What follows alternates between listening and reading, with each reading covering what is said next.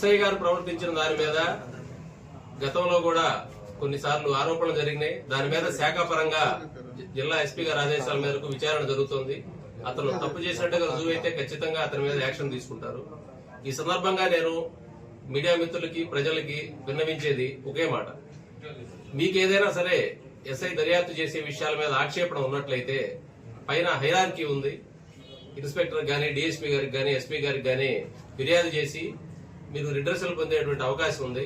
అలా కాకుండా వ్యక్తిగతంగా డిపార్ట్మెంట్ ని కొంచెం డీఫేమ్ చేసేటువంటి మాటలు మీడియా ద్వారా గానీ వ్యక్తపరిస్తే డిపార్ట్మెంట్ కి ఎటువంటి తప్పు లేకుండా కూడా డీఫేమ్ చేసేటువంటి విషయాలు మాట్లాడితే లీగల్ యాక్షన్ తీసుకోవడం జరిగింది. గతంలో కూడా చెప్పాం. మరొకసారి మీ ద్వారా ప్రతి ఒక్కరికి నేను తెలియజేస్తా ఉన్నాను. దయచేసి ఏదైనా మా సిబ్బంది గాని, మా అధికారులు గాని తప్పు చేసినట్లయితే మీరు పై అధికారులకు తెలియజేయండి. వాళ్ళ మీద, మిగతా ప్రజల మీద ఎలాంటి యాక్షన్ ఉంటుందో మా వాళ్ళ మీద అదే విధంగా యాక్షన్ తీసుకుంటారు. మన లీగల్ యాక్షన్ తీసుకుంటారు, డిపార్ట్మెంటల్ యాక్షన్ తీసుకుంటారు. ఇది డిపార్ట్మెంట్ జరిగేదే, మీకు తెలియదేం కాదు.